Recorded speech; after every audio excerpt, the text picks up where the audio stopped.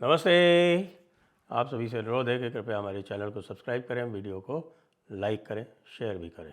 इस्लामी दुनिया में बहुत बड़ा तूफ़ान आने वाला है।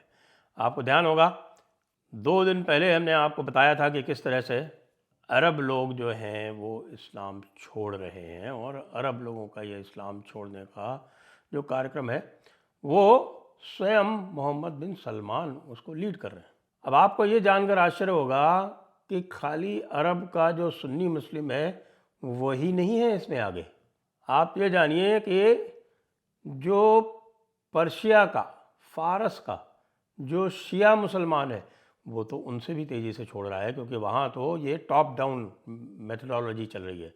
वहाँ पर जो उनका खलीफा है एक तरह से, वो ये कह रहा है कि भाई यहाँ पर आपके जो कुरान और हदीस हैं इसमें बहुत सारे बदलाव की ज़रूरत है, और ये पूरा का पूरा री इंटरप्रेट किया जाना चाहिए। ये तो वो उनका खलीफा कह रहा है, उनके जो एलिट्स हैं उनका ये विचार है।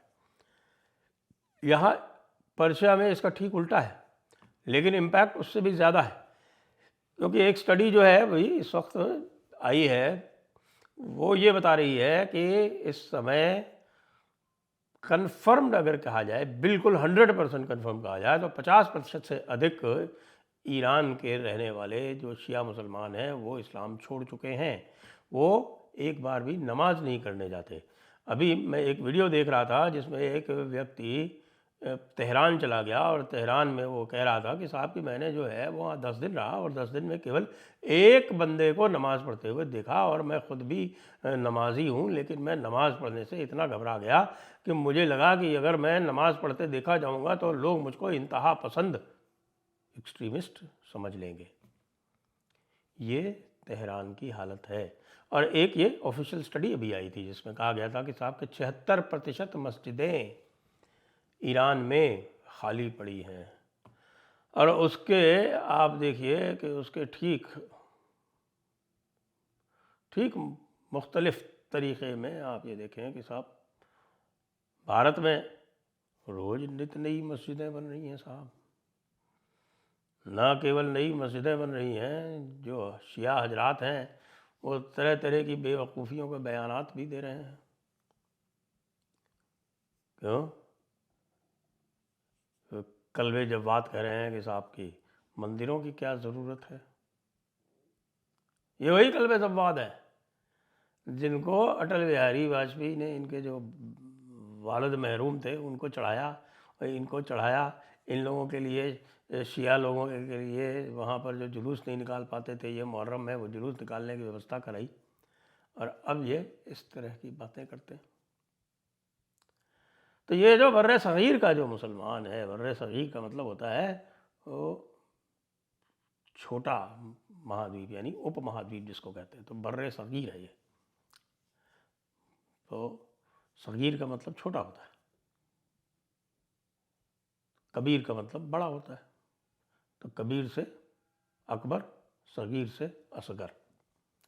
तो जब कोई ज़्यादा नाराए तकबीर कहे तो उसको नाराए जो है वो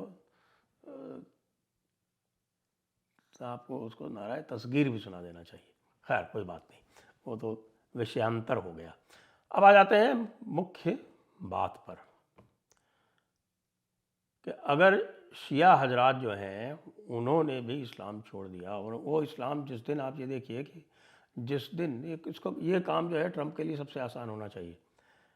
अगर डोनाल्ड ट्रंप किसी भी तरीके से ये मौलानाओं का, मुल्लाओं का जो राज है ईरान पर, ये मुल्ला राज जिस दिन ख़त्म कर देगा ना, उस दिन पूरा का पूरा ईरान जो है वो इस्लाम छोड़ के वो या तो ज़ोरोस्ट्रियन बन जाएगा, बहुत सारे तो ज़ोरोस्ट्रियन बन चुके हैं, और या फिर वो क्रिश्चियन भी बन सकता है। तो ये जो क्रिश्चियन वर्ल्ड है उसके लिए ये होना चाहिए भाई, जहाँ के लोग जो हैं वो छोड़ना चाहते हैं वहाँ जाकर कंसंट्रेट करें, बजाय इसके कि यहाँ भारत में आकर और तरह तरह के धंधे और तमाशे और नौटंकियाँ करके, झूठ बोल के गरीबों की गरीबी का फ़ायदा उठा के और उनको कन्वर्ट करने की कोशिश करें, और वो कन्वर्ट वो कर भी लेते हैं, वो वापस रिकन्वर्ट हो जाते हैं। ये लगातार हम ट्राइबल बेल्ट्स में देख रहे हैं। और भारत में भी ये आवश्यकता है कि इस तरह की जो प्रवृत्तियां हैं उनके ऊपर सख्ती से रोक लगाई जाए, क्योंकि भारत में हमारे धर्म से किसी को वितृष्णा नहीं है। यहाँ पर जब प्यू ने रिसर्च की थी तो पता चला कि भाई किसी न किसी रूप में 80% तो बहुत ही श्रद्धा से और थोड़ी कम श्रद्धा से, और 18% 98% जो हैं वो भगवान में आस्था रखते हैं किसी न किसी रूप से। बल्कि मुसलमानों की संख्या इनसे कम थी। मुसलमानों का था कि वो केवल 94% ही थे, यानी कि 6% मुसलमान ऐसे हैं भारत में जो एक्स मुस्लिम हो चुके हैं। और वह एक्स मुस्लिम हो चुके हैं इसका मतलब या तो वो नास्तिक हो चुके हैं। नास्तिक एथीस्ट अलग तरह का होता है, नास्तिक वैसे अलग तरह का होता है, दोनों की परिभाषाएं अलग अलग हैं। तो नास्तिक होते हुए भी हिंदू रह सकता है वो, लेकिन एथीस्ट होने के बाद में वो मुसलमान नहीं रह सकता, ना वो क्रिश्चियन रह सकता है। तो 6% का मतलब आप समझते हैं, भारत के कॉन्टेक्स्ट में 6% का मतलब होता है कि पूरे 1.25 करोड़ लोग जो हैं भारत में, 1.25 करोड़ मुसलमान, जी 1.25 करोड़ मुसलमान जो हैं वो एक्स मुस्लिम हो चुके हैं। और ईरान में यह संख्या 50% से ऊपर है। तो भाई अगर ईरान में 50% हो चुके हैं तो भारत में 6% ही क्यों है? भारत में 6% इसलिए हैं भाई कि यहाँ का जो मुल्ला मौलाना है ना, उसने इनके हर क्षेत्र में, इनकी दिनचर्या में पूरा सवेरे से लेकर शाम तक कब्जा कर रखा है। और यहाँ की जो पॉलिटिक्स है वो इसको शह देती है, बजाय इसके कि न्यूट्रल रहे। यदि केवल न्यूट्रल रहे तो मैं आपको विश्वास दिला सकता हूँ कि ये 6% जो है इसको 60% बनने में ज़्यादा देर नहीं लगेगी। लेकिन हमारे यहाँ का जो नेता है, हमारे यहाँ की जो राजनीति है, वो हद दर्जे तक अल्पसंख्यकवाद में डूबी हुई है। अल्पसंख्यकवाद में डूबी होने के कारण वो मुल्ला मौलाना को पूरी तरह से सपोर्ट करती है, क्योंकि उसको लगता है कि भाई मुल्ला मौलाना हमारा शॉर्टकट है, ये वोट दिलवा देगा। और ये भी बात सही है कि मुल्ला मौलाना का जो प्रभाव है वो कम से कम मुस्लिम जनमानस में हिंदुओं के तुलना में बहुत अधिक है। हिंदू में कोई आपको नहीं गारंटी दे सकता, कोई पुजारी की तो खैर कोई औकात ही नहीं है। और जो बड़े बड़े गुरु हैं वो भी आपको ये गारंटी नहीं दे सकते कि वो आपको हिंदुओं का वोट दिलवा देंगे, संभव ही नहीं। क्योंकि हिंदू जो है वो जाता है, उसकी जो पूरा जो सिस्टम है, जो दोनों सिस्टम अलग अलग है।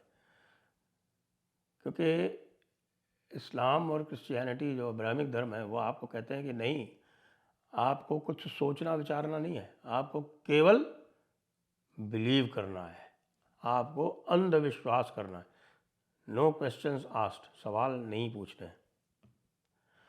हिंदू धर्म का जो अंतिम उद्देश्य है वो ज्ञान की प्राप्ति है। और ज्ञान की प्राप्ति तब तक नहीं हो सकती जब तक कि आप पूर्वाग्रहों से ग्रस्त हैं या किसी प्रकार के अंधविश्वास से ग्रस्त हैं, तब तक ये नहीं हो सकता। तो दोनों बिल्कुल 180 डिग्रीज डाइवर्जेंस है उनमें, 180 डिग्री डाइवर्जेंस। तो ये वैसे तो यदि देखा जाए कि यदि कोई अंधविश्वासों से निकलना चाहता है, रूढ़ियों से निकलना चाहता है, इस्लाम की रूढ़ियों से निकलना चाहता है, तो ये जो सिस्टम है उसके सर्वथा अनुकूल है कि भाई ज्ञान प्राप्ति करो। भगवान भी भगवद गीता में यही कहते हैं, ज्ञान प्राप्ति करो। ज्ञानी मुझे सर्वथा प्रिय है, लेकिन ज्ञान प्राप्ति का मार्ग थोड़ा कठिन है तो भक्ति मार्ग से आ जाओ, कोई बात नहीं। यदि ये दोनों मूवमेंट मिल गए तो आप ये सोचिए कि एक तो पूरी दुनिया में शिया सुन्नी का विवाद ही समाप्त हो जाएगा। क्योंकि वो विवाद का जो आधार है वो भी बड़ा फर्जी सा आधार है कि साहब के रसूल के उत्तराधिकारी कौन थे, जो रसूलुल्लाह मोहम्मद साहब हैं उनके उत्तराधिकारी कौन थे, इसी का सारा विवाद है। ये बड़ी अजीब बात है। अजीब बात इसलिए है क्योंकि सुन्नी साहब कहते हैं, सुन्नी लोग कहते हैं कि नहीं साहब, जो उत्तराधिकारी होगा वो कुरैश में कोई भी हो सकता है, यानी कबीले में ही होगा।